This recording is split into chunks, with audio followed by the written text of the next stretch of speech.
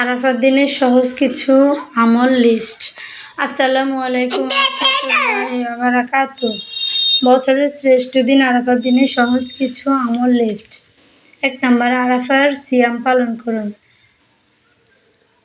2, অধিক পরিমাণে তাকবীরে তাশরিক পাঠ করুন।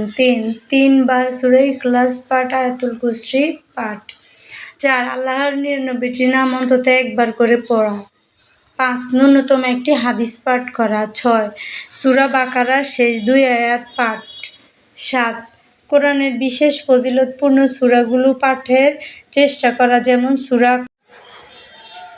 কাহাফ, ইয়াসিন, সূরা মুলক ইত্যাদি। 8 নম্বর, সর্বনিম্ন 1 টাকা হলেও সাদকা করা।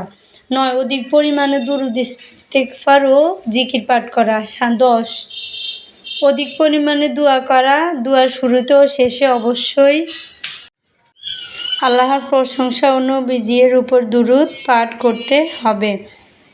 11, রাসূল সাল্লাল্লাহু আলাইহি সাল্লাম বলেছেন, আরাফার দিনের দোয়াই শ্রেষ্ঠ দোয়া। দোয়া জিকির হিসেবে সর্বোত্তম হলো ওই দোয়া যা আমি এবং আমার পরবর্তী নবীগণ করেছেন। তা হলো, সবথেকে বেশি যে জিকির পাঠ করতে হবে তা হলো লা ইলাহা ইল্লাল্লাহু ওয়াহদাহু লাহু শারীকা লাহু লাহুল মুলকু ওয়া লাহুল হামদু ওয়া হুয়া আলা কুল্লি শাইইন কাদির।